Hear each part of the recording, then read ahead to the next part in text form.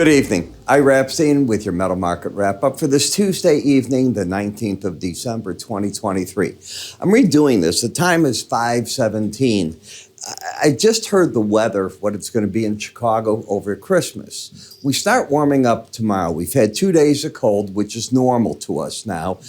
Normally, it's in the 30s. We're going into the 50s, so right through Christmas Day, 53 to 55 degrees. This is unheard of, but it's just the way that it's working out. Airports are jammed, as you can imagine, people flying everywhere. Volume in futures and the stock market tanking. So please, please, please, I can't say enough times, always be cautious. You know, you get thin volume markets and somebody throws in a big order, not understanding what it can do to a market, and you can throw things wacko. So, we still are dropping in the dollar. Now remember, today is it. I don't know what time my report goes off. Depends on your time zone. It's today. So I did a dollar report. I've talked about it every day here. I think it's been on the money. The market's going the way that I thought it would, at least. We talked the seasonal charts, the weeklies, the dailies, and then we'll get to the price counts, talk about the impact COVID has had, now the wars are having, the Red Sea event a little bit as to what that's meaning for the dollar. Put it all together. This is how you get it. You can either go to our website, iraepstein.com, under the word research. You can move your clicker up here, and that's it. My staff's gone home for the day, so don't call them. You're not going to get any help any longer. So you won't see this anymore. The report's gone. We'll see if I'm right or wrong. So far, I feel pretty good about what I put out, and we'll see how that works out for it.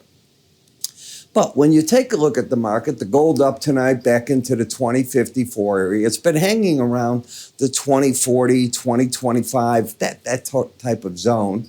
We're starting to move up a little bit in silver, and I would say anything in silver over 2350 gets a bit exciting in the market. Now, in the copper market, the reason it went back into the 390s, I did my research, and I write about it in my full research report for everybody today. And it has to do with copper production falling off in many parts of the world. And by the way, you're going to see that when we get to the energies, I was just looking at what a report is on what the shale producers are going to do next year. They're cutting their budgets 4%.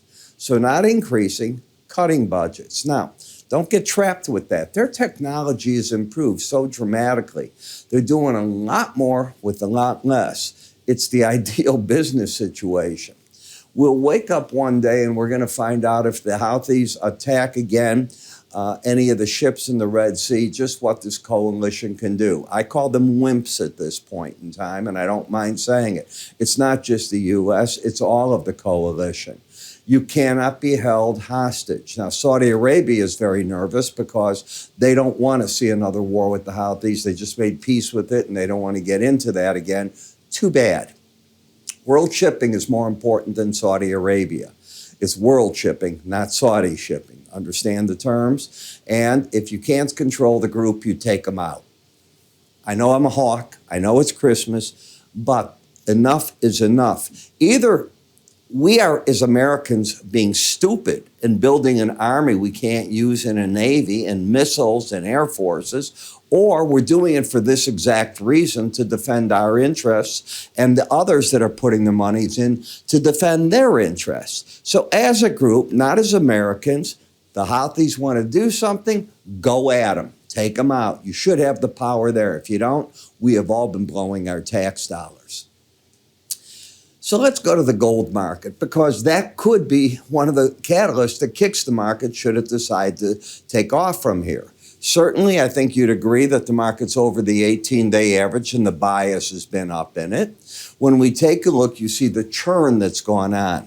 I've been saying this market's hanging around this 2040 area, and I think you see that. The recent break low, I said 2025, I'm wrong, it's 2029.20, but I knew it was in that zone. And you do have the pattern of higher lows, higher highs. So until that number's taken out, which way am I? Bullish. The trend is up. The market is over the 18-day average of closes. So until that number is violated, where's my friend, the Bollinger Band? Because that'll be the first resistance point. And that number's sitting up here now at 2089.20. Now, there is another point, and I don't show them here. It's called a window envelope. But mine are not what yours are. Again, it's like my slow stochastics aren't yours. Yours will take a look at the 18-day average or the 20 or 21, whatever you're using, and it'll use a standard deviation from it to come up with window envelopes. Mine use that concept, and as usual, I twist and turn it to something that I think is much more responsive to in and out daily action. And it will be in front of that Bollinger Band. I already know where it's at. In terms of momentum, we have cleared up an oversold condition. You now have both your numbers in the 30s. Any number under 30 is oversold in the market. The gold-silver ratio, well, if you can get a close under 83.76, it tells you that the silver probably got over that 23.50 area and is moving back to the upside. Notice where the silver battle is. I said the did I say 23.50? I meant 24.50 area. I apologize for that. 24.50 area, you got to close over that. That could kick the market then and get it going. I have told all of you that I've been telling my traders and have done it. This is all past tense, to buy in this general area here and accumulate longs with stops under that low, and I even gave them a secondary low. And it was on this break that they accumulated, not here. So we'll see if I've been right or wrong. I will tell you, I'd get nervous on my idea if you take out 23.95.5 and you close under that. In the copper market, should you be surprised that you went right to the Bollinger Band and stopped? Not at all. The Bollinger Band's like a brick wall you put up in your backyard.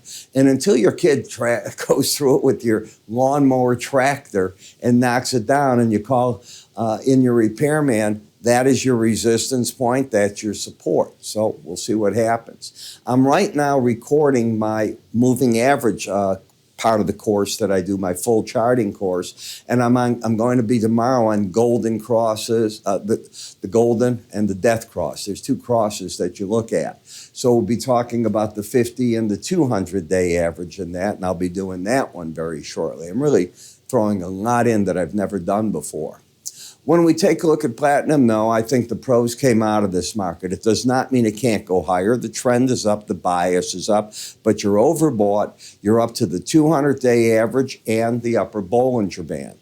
Today, I began recording the 200-day average and teaching how to use that, and it's completely different than the 100, the 50, or the 18, so I think you'll like when I finish that. In the dollar, so far, so good. Lower highs, lower lows. Are we going to go back down and challenge the 101.50 area? I don't think you're attracting new short selling because you're already in oversold condition. And we're just getting to the point where trading is going to be difficult. I may elect to take off soon a day or two of this. I'm here. I'm not going away until literally Sunday. So you will get your weekend, but I'm running out of things that I want to do, and I'd like some time to finish my course up. So I'm debating about it. Haven't done it. I may do it next week instead as we get into the New Year period. But it's good for me to stop this every now and then and just have a couple of days, catch up, and then come back at you fresh. So you put it all together. You got your dollar index. Remember, move your cursor up there, IraEpstein.com. I'm Ira. You have a good evening, and I'll talk about the never-ending rally in the stock market in my financial markets that I'm going to do right after this. Have a good evening.